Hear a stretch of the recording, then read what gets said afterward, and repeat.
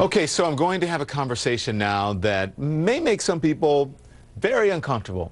It's a conversation, though, that we as a society need to have, and I hope you sit down and I hope you watch the next part of this broadcast. It's about words, like some of these words here, this word, you know, but mostly about this word. About the word, I'm going to say the word during this too, nigger, honky, cracker. These words can cause a visceral reaction when people hear them. You may have even flinched when I said them. But they played a pivotal role in two major stories this week, the George Zimmerman murder trial and the allegations around celebrity chef Paula Deen. It's a catalyst for an honest and difficult conversation. That's all we're trying to do here, is to get people to talk about it, okay? So we're going to have a discussion here without censorship, without code words, without awkwardness. And we've got a group of people to help drive this conversation. Buck Davis is a diversity and inclusion expert. Marc Lamont Hill is a professor at Columbia University. And human behavior expert Wendy Walsh. They've got a lot to say about this particular subject. So let's bring our panel in now. Buck Davis is in Atlanta. Marc Lamont Hill is in New York. And then Wendy Walsh is in Los Angeles. Okay, so you saw me out on the street with the cards, with the words, right? Mm-hmm. So Wendy, let's talk about this, the most powerful. Too afraid to even say the words, weren't you? Yeah, go ahead. So go ahead. Let's talk about the most powerful one. Okay, Why do you think it makes people so uncomfortable?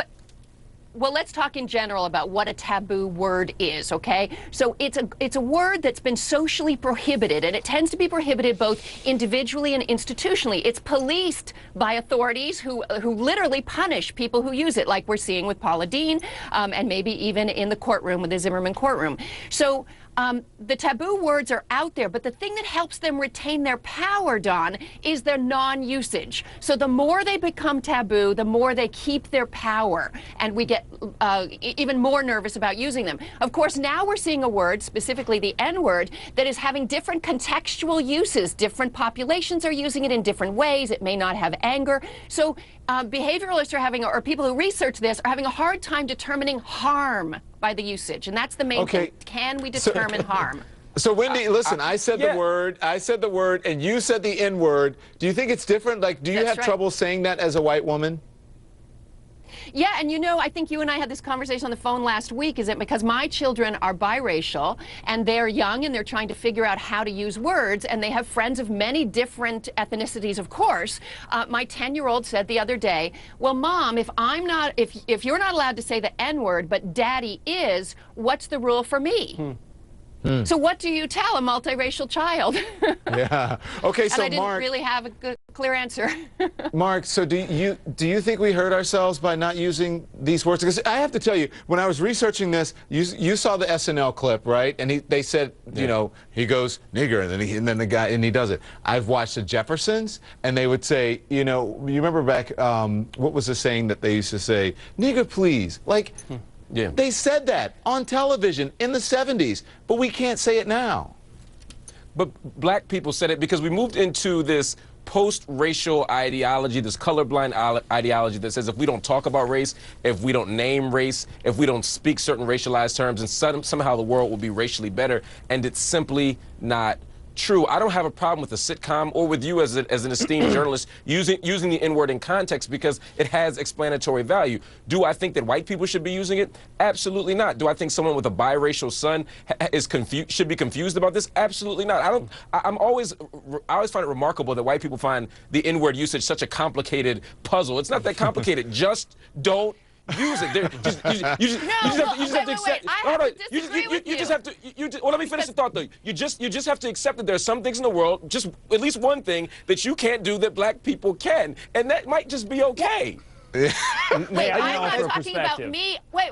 Hang on, Buck. I want to let Wendy finish. But what about the huge consumers? What about the huge consumers of hip-hop who have been exposed to a new sort of reclaimed usage of the word through music? So when a teenage boy uses it with his teenage friend as a term of endearment, I mean, I'm not fighting to use the word, but he's a consumer of hip-hop. No, but Marc, I hear white kids said, I have to tell you, I was in Ohio in October, coming up on the election, and I was with a white kid in his late teens, early 20s in college. He was talking to another white friend, and they both were calling each other that term. And I was like, at first he was on the phone with him, and I thought he was talking to his black friend. And then we went and met him, and he was talking to his white friend. So it's not just black people using that word as a term of endearment. I would be happy if no one used the word as a term of endearment. All I'm saying is that white teenager, that white 20-something should learn that, yes, you can listen to the music, yes, you can hear those words, but it doesn't mean you have to repeat them, because the truth is they can turn that music down and pull their pants up, and why are white people fighting so fiercely for the right to use the N-word? Just let it go.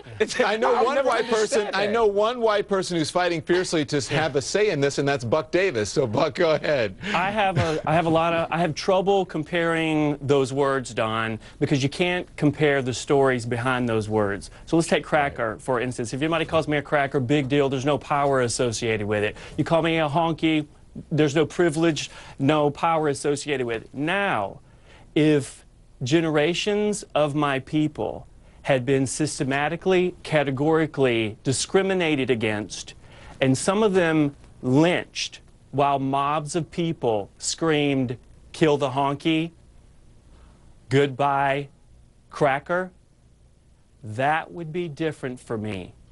The narrative around the N-word carries so much evil attached to it that for many of us in the majority, we have a hard time connecting to the depth of the pain.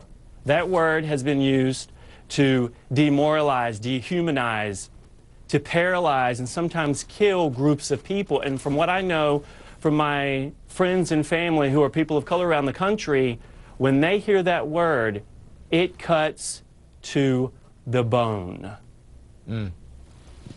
Buck Davis, Marc Lamont Hill, Wendy, stand by. We're going to continue that right after a quick break. I'm still going to sing in my car to music I paid for. Right after a quick break, we'll be back and we'll hear Wendy's thoughts.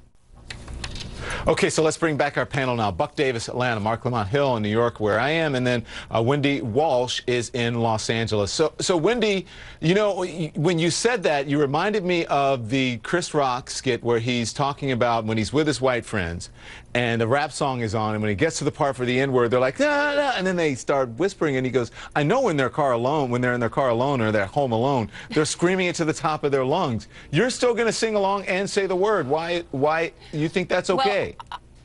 Well, my kids and I follow this great YouTuber who tells us to insert a W, so we say wigga when we sing.